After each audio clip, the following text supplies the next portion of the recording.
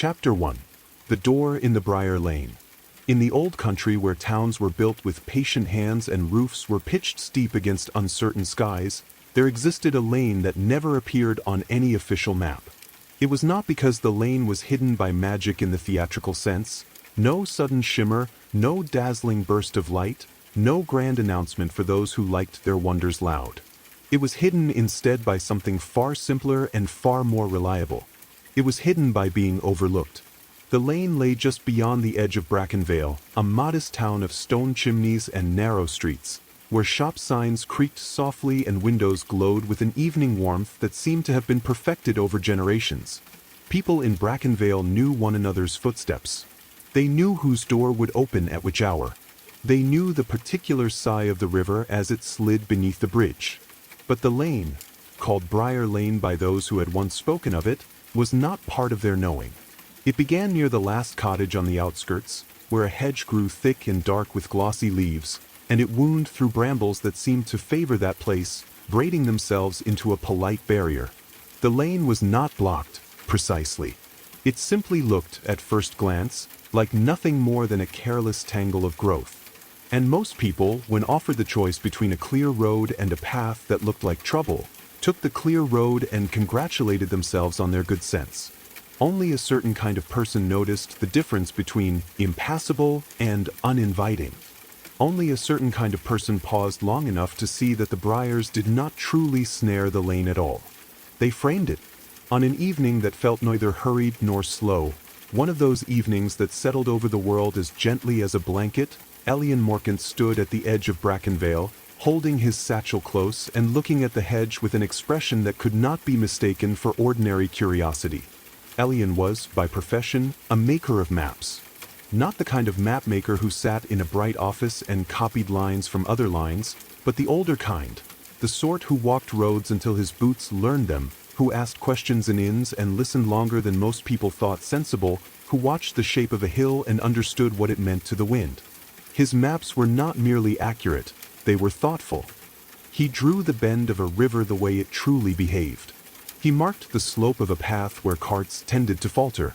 He noted the places where a person might stop to rest, where a traveler might find a kind face, where the world felt safe. And because he made maps as though they mattered, he had acquired a habit that came with the trade. He paid attention to what other people ignored. The hedge at the edge of Brackenvale looked like a hedge. The brambles looked like brambles. But Elian had been in enough places to recognize when something ordinary was working a little too hard to seem ordinary. He stood still and listened. The town behind him murmured softly, distant doors, a far-off voice, a wagon wheel complaining on stone. The world ahead of him was quieter. Not empty, but attentive. Elian took one slow breath. He had not come to Brackenvale on whim. He had come because of a rumor that had reached him in a traveling post house 2 towns away, one of those rumors spoken in low tones, dismissed with a laugh at the end as though laughter could safely seal it away. A barmaid had said, as she wiped down a wooden table, "If you like lost places, you should go to Brackenvale." Elian had raised his eyes. Lost places? She'd shrugged, but her voice had softened. There's a lane no one remembers until they're standing in it. And if you walk it, they say you find a door. A door to what? Elian had asked. The barmaid had hesitated, then said, "To a library." Elian had smiled, because people always thought libraries were harmless. But the barmaid's next words had stopped the smile from fully forming. Not a town library. Not a place where you borrow books and bring them back. A library that keeps things. The kind of things that wander off from people. Elian had tried to press for more, but she'd stepped back as though the words had cooled the air around them. "That's all I know," she'd said. "Just, if you go, don't go expecting it. And don't go asking it to prove itself." That had been enough. Now Elian stood before the hedge and felt, with a quiet certainty, that he was closer than he had ever been to the sort of place his maps could not contain. He reached into his satchel and drew out a small notebook, the one he used for drafts and field sketches. His pencil hovered above the page. Then he stopped. Something in him, something older than caution and gentler than fear, told him that if he tried to capture this lane in ink too quickly, it might do what all shy things did when pressed. It might retreat. So he put the notebook away. Elian stepped forward and lifted a gloved hand toward the briars. He did not push. He did not pull. He simply touched the bramble, as one might touch a sleeping animal to see if it wished to wake. The bramble shifted. Not dramatically. Not with any sign of struggle. It eased aside as though it had been waiting for precisely that kind of hand, one that did not demand. A narrow path revealed itself. Elian smiled to himself, not in triumph, but in recognition. "Well," he murmured softly, as though speaking too loudly might offend the evening. "There you are." He stepped onto Briar Lane. Immediately, the air felt different. It was the same air, of course. The same evening. The same sky. But the lane carried a hush the town did not. Not a silence of emptiness. Rather, the hush of a room where someone important is reading. The path was packed earth, dark and slightly damp, bordered by brambles and pale wildflowers that seemed to thrive in the narrow strip of peace. Above, branches leaned toward one another like old friends in conversation. Elian walked slowly, his boots careful. There were no signs, no lanterns, no kindly placed stones. Yet the lane felt guided, as if it knew where it was going and expected him to keep up. As he moved deeper, the sounds of Brackenvale faded until they were no more than memory. The lane curved left, then right, then straightened. Mist hung low beneath the trees, soft as breath. Elian had walked many roads.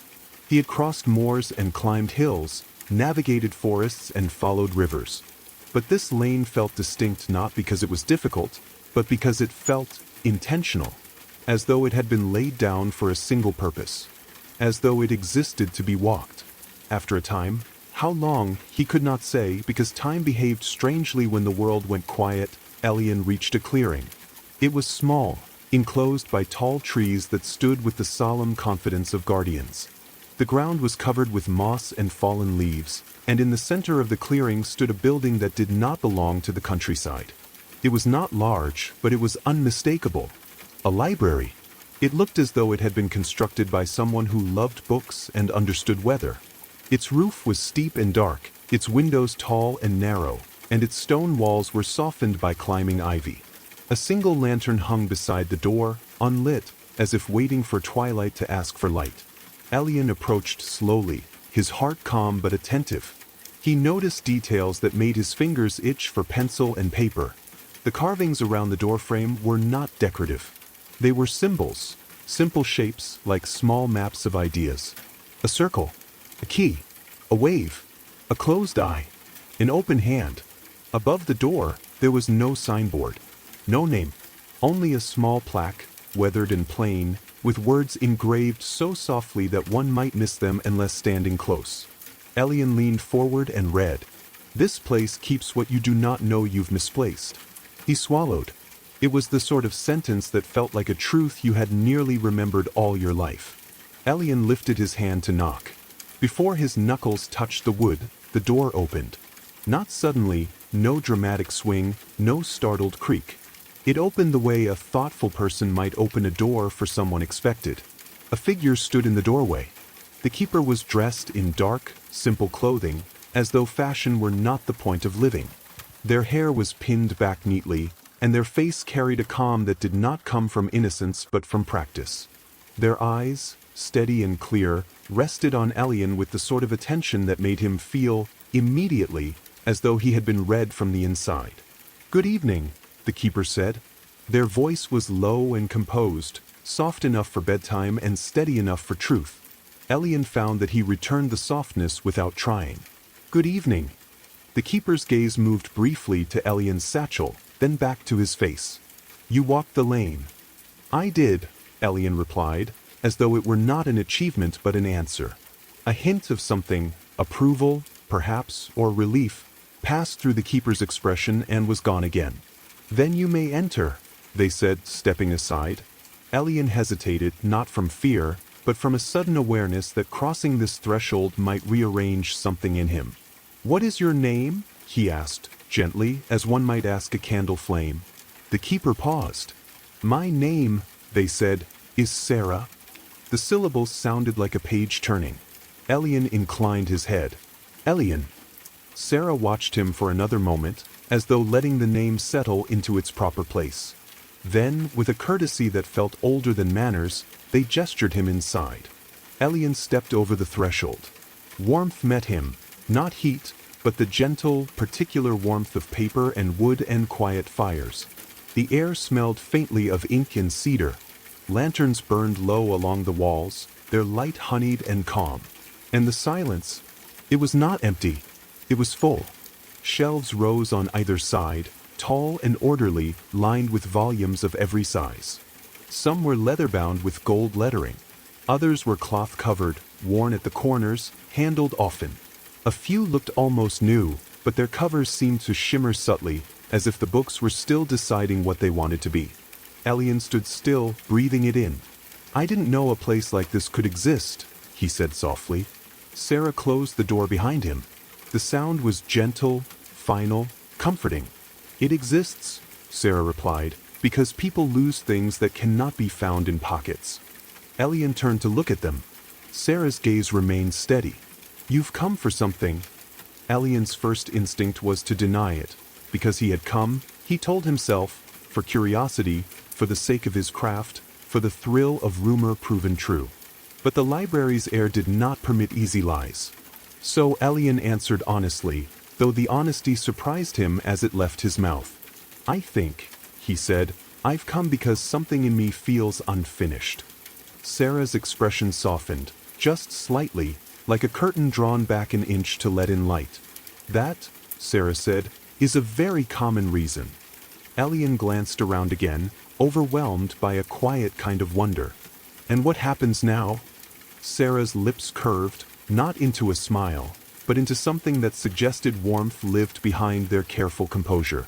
"Now," Sarah said, "we find out what the library has been holding for you." Elian felt his pulse steady, slow, and calm. Outside, the world remained wherever it had been. Inside, the shelves seemed to listen.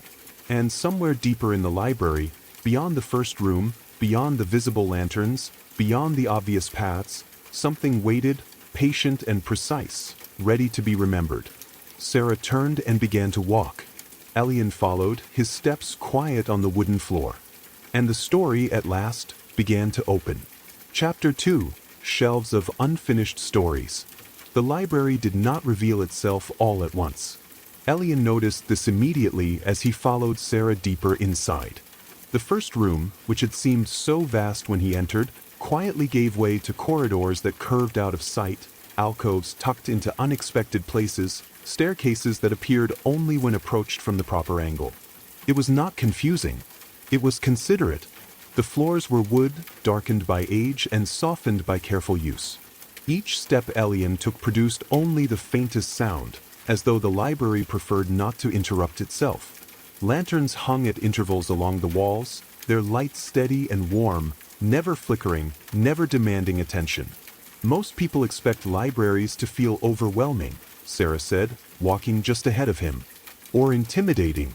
Rows upon rows of things they feel they should know." Elian nodded. "This one feels patient." Sarah inclined their head slightly. "That is intentional." They stopped before a tall shelf that stretched nearly to the ceiling. Unlike the others Elian had seen, this one was not filled edge to edge. Several spaces were empty, their absence as noticeable as any object. "These shelves," Sarah said, resting a hand lightly against the wood, "hold unfinished stories." Elian frowned gently. "Unwritten ones?" Sarah shook their head. "Unfinished ones." They reached for a book bound in soft gray cloth and drew it free. There was no title on the spine. Sarah opened it and turned the pages slowly, then held it out so Elian could see. The text inside was neat, deliberate, and it stopped mid-sentence. Elian leaned closer. "It just ends." "It pauses," Sarah corrected, "where the owner did." Elian straightened. "These belong to people?" "Yes." "People who came here?" "Sometimes," Sarah replied. "More often, people who didn't know this place existed." Elian felt something settle quietly in his chest. He moved along the shelf, scanning spines that bore no names, no dates, no authors. Some books were thin, as though they had barely begun. Others were thick and well-worn, their pages marked by years of handling before they had been set aside. "What determines when a story stops?" Elian asked. Sarah closed the book and slid it back into place. "When someone sets it down without meaning to." They gestured for Elian to follow as they continued through the library. The shelves shifted subtly as they passed, not moving exactly, but making space. Elian had the curious sense that the building itself was aware of their presence and adjusted accordingly. They came to a reading table set near a tall window. Outside, the sky had darkened into evening, though no stars were yet visible. The world beyond the glass felt distant, softened, as though the library stood just slightly outside of it. Sarah gestured for Elian to sit. He did. The chair was comfortable without being indulgent, shaped for long use rather than brief rest. "Tell me," Sarah said, settling across from him, "what do you believe happens to stories people leave behind?" Elian considered this. "They're forgotten," he said finally. "Or they fade." Sarah smiled faintly. "That's what most people believe." "And here?" Elian asked. "Here," Sarah said, "they wait." Sarah reached beneath the table and lifted a second book, this one bound in deep blue leather, its edges worn smooth. They set it between them. "This story belonged to a woman who meant to return home," Sarah said. She told herself she would do it when the time was right. Sarah opened the book. The pages were filled with precise, thoughtful writing, observations of places visited, people met, moments carefully noticed. The writing grew slower toward the middle of the book, the sentences lingering longer over small details. Then it stopped. "She never decided the time was right," Sarah said quietly. "So the story came here." Elian felt an ache, gentle but unmistakable. "What happens if someone returns for it?" he asked. Sarah met his gaze. "Then the book opens again." "And if they never do?" "Then it remains," Sarah said. "Not lost. Not finished. Simply held." Elian leaned back slightly, absorbing this. "How many stories are here?" he asked. Sarah did not answer immediately. Instead, they stood and motioned for Elian to follow once more. They passed through a narrow archway into a circular room where shelves curved around them in a perfect ring. The books here were arranged not by size or color, but by something Elian could not immediately name. He felt a subtle resonance. "These shelves," Sarah said, "are organized by what the story was waiting for." Elian walked slowly around the room. One section felt heavy with hesitation. Another carried the quiet warmth of almost forgiveness. A third held a stillness that felt like longing without impatience. "This one," Sarah said, stopping beside him, "waits for courage." They pulled a slim volume free. Elian did not need to read it to know. He felt a tightening in his throat. "This place," he said slowly, "isn't just a library." "No," Sarah agreed. "It is a threshold." They replaced the book and moved on, climbing a short staircase that led to a balcony overlooking another chamber below. Here, the shelves were filled with blank books, clean pages, untouched covers. Elian stopped short. "These aren't unfinished," he said. "They haven't begun." Sarah's voice softened. "These belong to people who are still living." Elian turned to them. "Mine is here, isn't it?" Sarah did not deny it. "Yes," they said, "but it is not on these shelves." Elian exhaled slowly. "Then where?" Sarah gestured deeper into the library, where the light dimmed slightly and the air felt more intimate. "Your story," Sarah said, "is not unfinished." Elian felt his pulse quicken, not with fear, but with recognition. "It's waiting to be continued," Sarah finished. Chapter 3. The Reader Who Arrived Too Late. They did not walk immediately. Sarah remained by the balcony rail, their hand resting lightly on the wood, while Elian stood a few steps back, absorbing the quiet truth that had been offered to him. The lantern light in this part of the library was lower, more deliberate, as though the shelves themselves were encouraging patience. "Stories that wait," Elian said at last, his voice softened by the space. "Do they know they're waiting?" Sarah considered this carefully. "Some do," they said. "Others only know that something feels unfinished, and they mistake that feeling for restlessness." Elian nodded. That he understood. They descended a narrow staircase that curved downward rather than up, leading them away from the balconies and into a deeper section of the library. The air here felt denser, not heavy, but intimate, like the quiet after a door has been closed on purpose. The shelves in this corridor were lower, the books closer together. Many of them showed signs of wear, softened spines, pages slightly bowed, covers smoothed by repeated handling.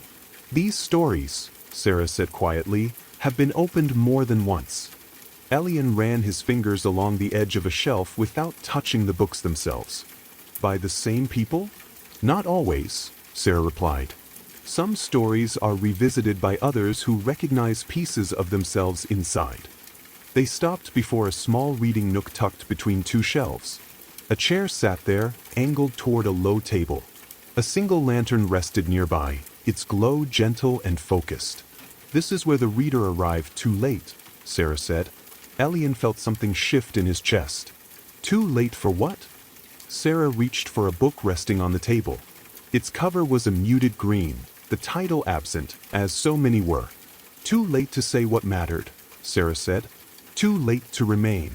Too late to understand that the moment they were waiting for had already passed. Sarah opened the book and began to read, not aloud, but silently, their eyes moving with care. After a moment, they turned the book so Elian could see. The writing inside was thoughtful and precise, filled with observations of a life lived attentively. Notes in the margins hinted at questions never asked. Passages were underlined, not for emphasis, but for courage that had nearly been summoned. The story ended quietly. No final sentence. No dramatic conclusion. Just absence. Elian sat slowly in the chair. I've met people like this, he said. They always believe they've missed their chance. Sarah inclined their head. Sometimes they have. Elian looked up. That doesn't sound very hopeful. Sarah's expression remained calm. Hope is not the same as reassurance. They took the seat across from him, folding their hands loosely. This reader came here after everything had already changed. They asked the library to return what was lost. And could it? Elian asked. No, Sarah said simply, but it could show them where the story truly ended. Elian swallowed. What happened to them? He asked.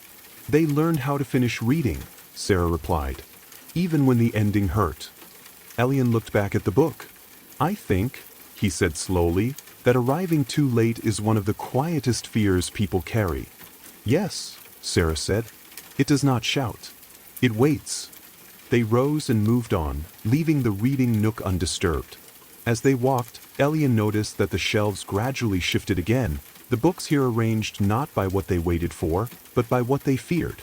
Fear of staying, fear of speaking, fear of choosing wrongly, fear of choosing at all. Elian paused before one shelf, drawn by something he could not name. He did not take a book down, but he felt its presence keenly. This one, Sarah said, stopping beside him, waits for someone who believes it is already too late. Elian's voice was quiet. And if they never come?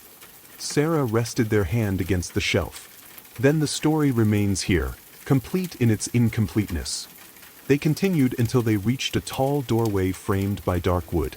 Beyond it, the library opened into a larger chamber where several long tables stood beneath high windows. A few figures sat scattered among them, reading. Elian slowed. I didn't realize others were here, he whispered. They often are, Sarah said. Quiet people find this place. Elian watched as one reader turned a page with deliberate care. Another leaned back, eyes closed, as though listening to the book rather than reading it. Do they know where they are? Elian asked. Sarah smiled gently. They know they are somewhere they needed to be. Elian felt a warmth spread through him. Not excitement, not awe, but something steadier. Belonging. They walked to an empty table near the window. Sarah gestured for Elian to sit. There is a reason you are seeing this now, Sarah said. Elian looked up. Because I'm afraid I've arrived too late too. Sarah did not deny. Yes, they said. And because you have not. Elian's breath caught slightly. The difference, Sarah continued, is not when you arrive. It is whether you are willing to keep reading. Elian looked down at the table, then back at the shelves beyond. For the first time since entering the library, he felt something other than curiosity or recognition. He felt readiness. The lantern light steadied. Somewhere deeper in the library, a book shifted, not opening yet, but acknowledging that it had been noticed. And the story Elian had thought might already be finished waited, quietly, for the next page to be turned. Chapter 4. The Book That Refused to Close. The library deepened as the evening settled. Not darkened, never darkened, but deepened, the way a thought grows richer the longer it is allowed to unfold. The lanterns adjusted without being touched, their light lowering just enough to invite slower reading, slower breathing, slower being. Sarah led Elian away from the long tables and into a narrower corridor where the shelves pressed closer together.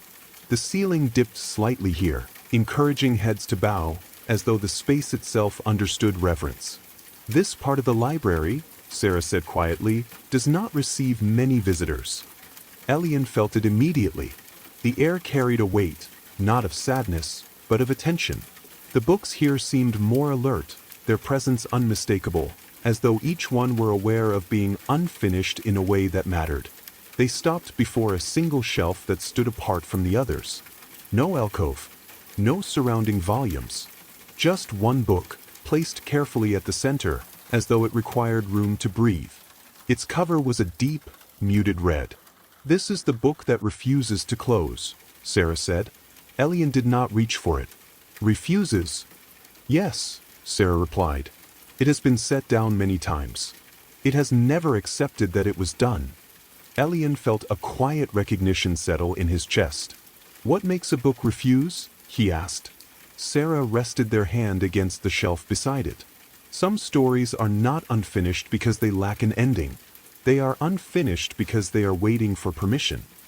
"Permission for what?" "To continue," Sarah said. "Not as they were, but as they are." Elian swallowed.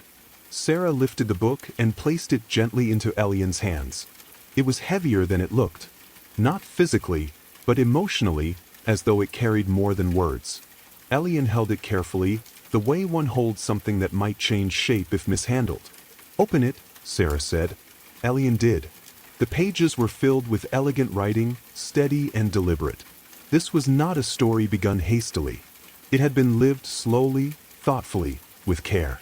He read passages that spoke of choices postponed in the name of readiness, of conversations imagined but never spoken, of places loved but left too soon. The writing was not regretful. It was patient. Then Elian reached the place where the story stopped. There was no dramatic break, no sudden interruption. The words simply waited. The page ended mid-thought, as though the sentence had paused to draw breath. Elian looked up. "It doesn't feel abandoned." "No," Sarah said. "It feels unfinished on purpose." Elian turned the page. The next page was blank. So was the one after it. He flipped through several more. All blank. Expectant. "It's ready," Elian murmured. "Yes," Sarah said. "But it will not continue unless the reader understands what it asks." Elian closed the book slowly. "What does it ask?" Sarah met his gaze. "For the reader to forgive themselves for not having known sooner." The words settled gently, but firmly. Elian sat on a low bench nearby, the book resting across his knees. He thought of roads he had walked with certainty only to realize later that certainty had been a shield. Of maps drawn accurately that led people away from what they needed most. Of moments when he had told himself later was wisdom, not fear. "I always believed," he said quietly, "that if something mattered enough, it would wait until I was ready." Sarah's voice was soft. "And now I think readiness is something we grow into by beginning." The lanterns warmed slightly, their glow deepening. Elian opened the book again and rested his hand on the blank page. He did not write. He did not need to. "I don't know how this part of the story ends," he said. Sarah smiled gently. "You don't need to." Elian looked at them. "Then why does the book refuse to close?" "Because it does not want an ending," Sarah replied. "It wants continuation." Elian closed the book, not firmly, not finally, but carefully. The cover settled without resistance. This time, it stayed closed. not sealed. Resting. The shelf beside them seemed to exhale. Somewhere within the library, a subtle shift occurred, not dramatic, not loud. Just a quiet adjustment, like a page turning in a distant room. Sarah took the book and returned it to its place, where it now sat differently, not isolated, but integrated, as though it had always belonged. "You didn't finish it," Elian said. "No," Sarah replied. "You made it possible for it to continue elsewhere." Elian stood, feeling steadier than before. "This library," he said slowly, "doesn't keep stories so they can stay here forever." "No," Sarah said. "It keeps them so they can return." They turned away from the shelf and began walking again, the corridor opening gradually into a wider passage, the air lifting with it. Behind them, the book remained where it was, no longer resisting, no longer waiting. Ready. And Elian, carrying no pages but a quiet certainty, walked on knowing that some stories do not need to be written to move forward. They only need to be allowed to continue. Chapter 5. The Ink That Learned to Forgive. They walked for a long while after leaving the solitary shelf.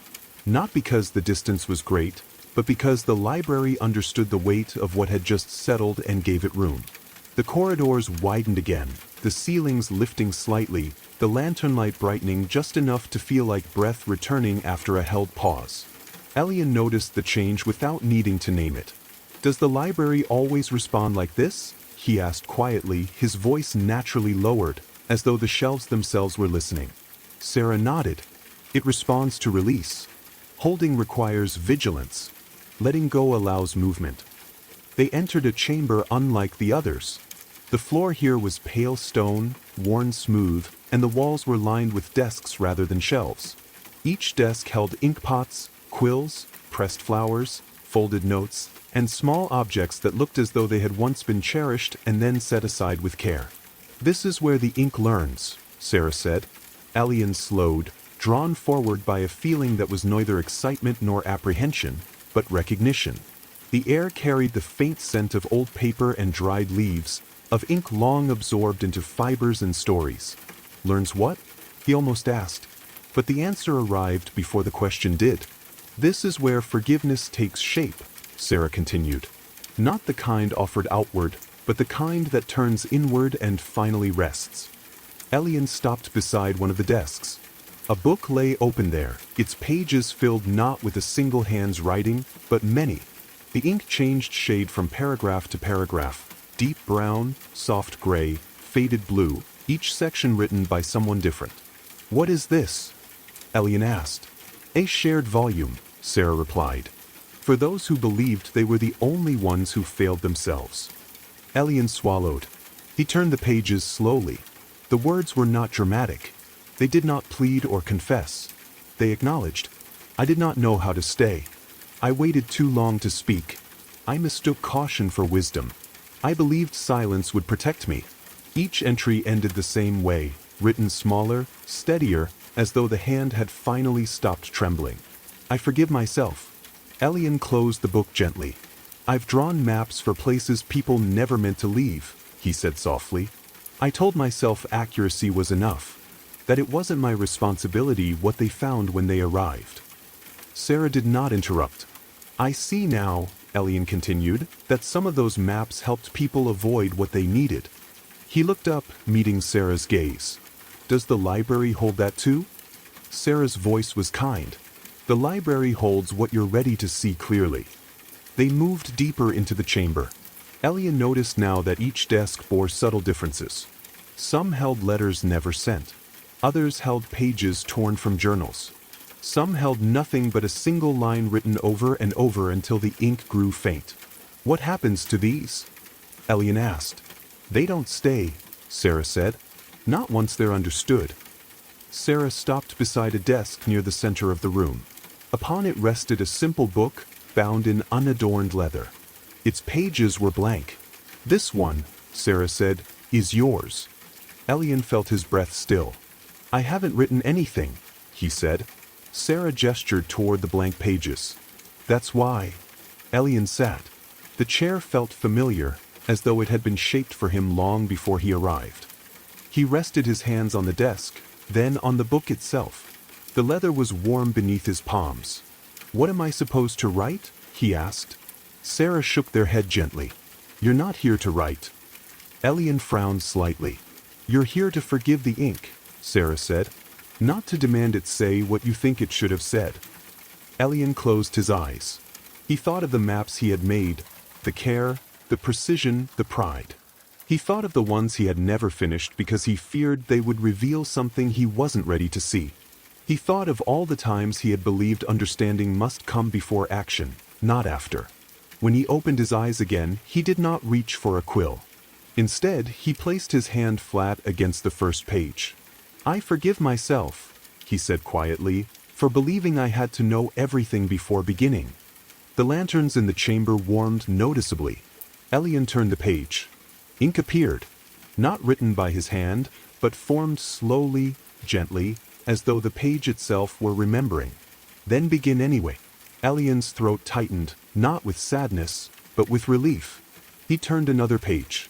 More words emerged, steady and calm. "You do not owe your past perfection. You owe your present honesty." Elian closed the book carefully. It did not resist. It did not demand more. It rested. Sarah smiled, not broadly, not triumphantly, but with the quiet satisfaction of something done well. "The ink has learned," they said. Elian stood, feeling a steadiness he had not known before. Not certainty, not confidence, permission. They walked back through the chamber together, the desks now seeming less crowded, the air lighter. As they passed, Elian noticed that some of the objects on the desks had faded, notes dissolving into memory, pressed flowers returning to scent rather than shape. "What happens next?" Elian asked. Sarah's gaze drifted toward a tall doorway at the far end of the room, where softer light gathered. "Now," they said, "we see whether you're willing to carry the story beyond the library." Elian nodded. He felt ready. Not finished, but ready. Behind them, the chamber of forgiving ink settled into stillness, its work complete for the night. And the library, which had been holding so much for so long, prepared, quietly, attentively, to let one more story go. Chapter 6, the last page, warm and whole. The doorway at the far end of the chamber stood open. Not wide, not narrow, simply open in the way a decision feels once it has already been made. Light gathered there, softer than lantern light, gentler than morning. It did not spill or shine. It waited. Elian paused before crossing the threshold. For the first time since stepping onto Briar Lane, he felt the faintest pull backward, not fear, not doubt, but affection. The library had not demanded anything of him. It had not hurried him, corrected him, or insisted on change. It had simply offered room enough to see clearly. Sarah stood beside him, their presence steady and unassuming. "This is where most people hesitate," they said quietly. Elian nodded. "Because leaving means trusting that what was found won't be lost." "Yes," Sarah replied. "And because some people mistake warmth for shelter." Elian breathed in slowly. The air here carried the familiar scent of paper and wood and ink, but beneath it was something else now. The clean, open smell of a place that had been lived in fully and was ready to be released.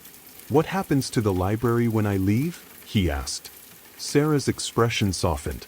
"The same thing that happens when anyone leaves it." They gestured gently, inviting him to look. The shelves nearby were changing, not disappearing, not shifting dramatically, but settling. Books slid into more natural arrangements. Blank spaces closed softly, like eyes at rest. Lanterns dimmed just a little, conserving their glow. "It rests," Sarah said, "until it's needed again." Elian turned back to them. "And you?" Sarah smiled, small and sincere. "I remain, until it's time not to." Elian studied their face. The calm there, the practiced attentiveness, the kindness that came from long familiarity with quiet truths. "Doesn't it ever feel lonely?" he asked. Sarah considered this carefully. "It would," they said at last, "if I believed I was holding things forever. But I'm not. I'm only keeping them safe until they're ready to return." Elian nodded. That made sense. He stepped through the doorway. The space beyond was neither room nor corridor, but something between, a gentle narrowing of the world. as though the library were folding itself carefully behind him. The floor beneath his feet was stone again, cool and steady. The walls were lined with tall windows, each one looking out onto a different place. Not places in the world. Places in understanding. Elian moved slowly past them.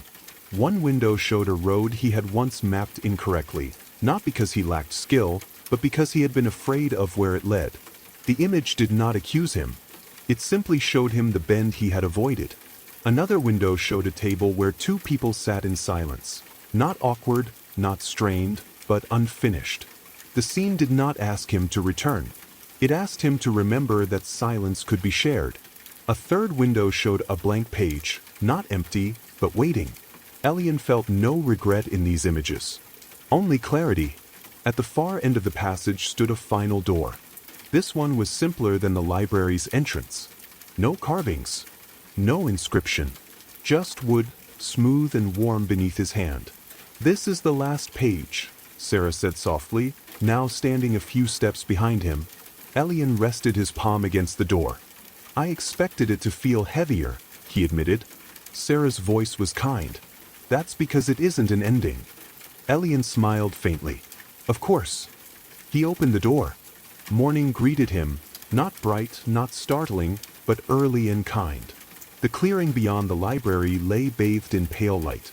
Mist lingered low among the trees, and the air felt newly washed, as though the world had taken a careful breath overnight. The library stood behind him now, quiet and unremarkable, its windows dark, its lantern unlit. If Elian had not known where to look, he might have missed it entirely. He turned back one last time. Sarah stood in the doorway, hands folded loosely, watching him with the calm satisfaction of someone who had done exactly what was needed, and no more. "Thank you," Elian said. "For what?" Sarah asked. "For keeping what I wasn't ready to carry," he replied.